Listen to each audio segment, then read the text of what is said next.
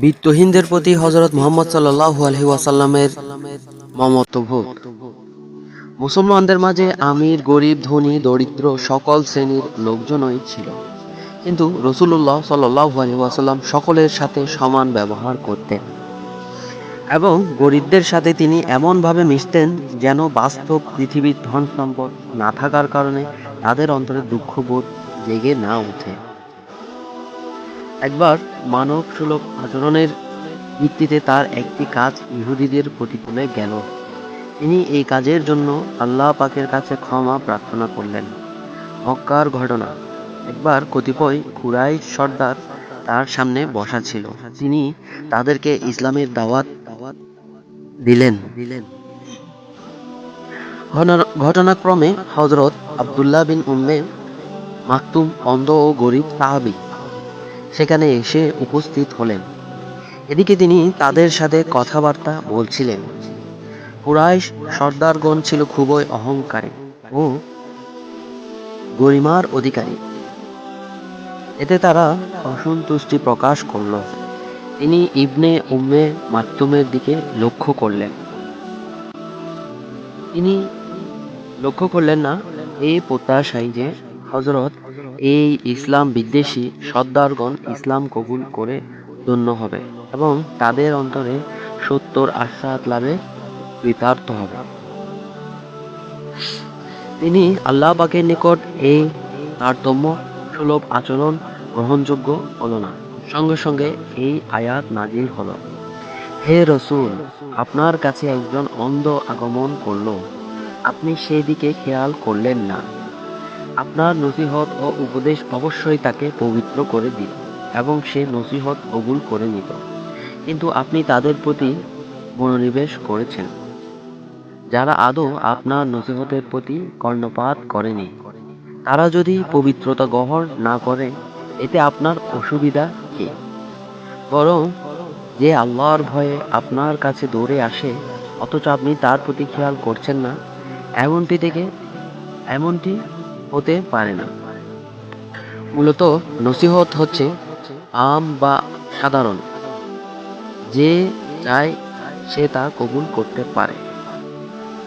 অথচ এই গরিব ও নিঃস্ব লোকেরাই ছিল ইসলামের প্রাথমিক পর্যায়ে প্রণোৎসর্গকারী। তাদেরকে নিয়ে রাসূলুল্লাহ সাল্লাল্লাহু আলাইহি ওয়াসাল্লাম হেরেম শরীফে নামাজ পড়তে যেতেন। তখন কুরাইশ সর্দারগণ তাদের দারিদ্রতা লক্ষ্য করে উপহাস করে বলতো, তারাই ওই লোক আমাদেরকে ছেড়ে যাদেরকে আল্লাহ পাক এহসান করেছেন। ভিডিও যদি ভালো লেগে থাকে চ্যানেলটি সাবস্ক্রাইব করে রাখুন পরবর্তী ভিডিও দেখার জন্য।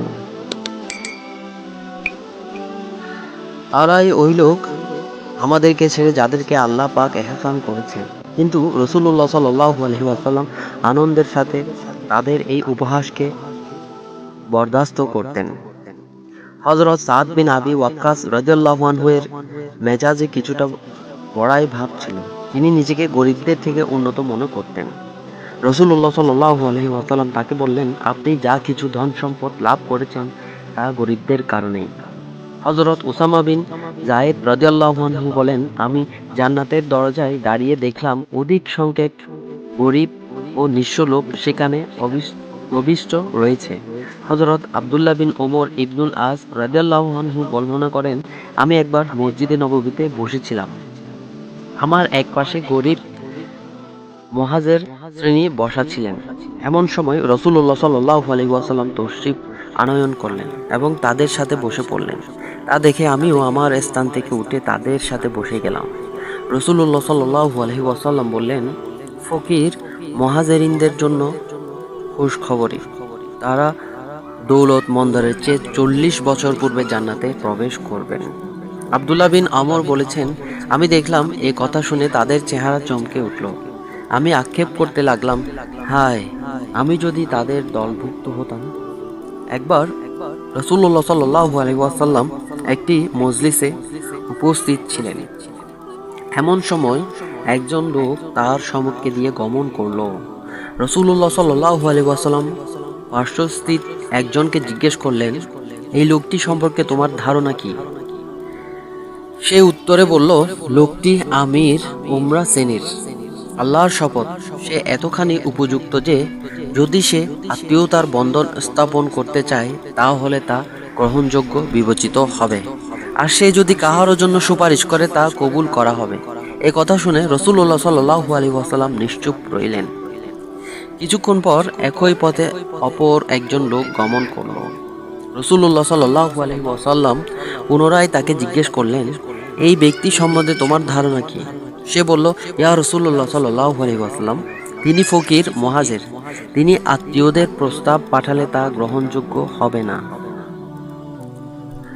সুপারিশ কবুল করা হবে না, এমন কি কিছু বললেও শোনা হবে না। ইরশাদ হলো, এই পৃথিবীর বুকে যদি এমন একজন আমির হয় তার তুলনায় এই একজন গরিবই উত্তম।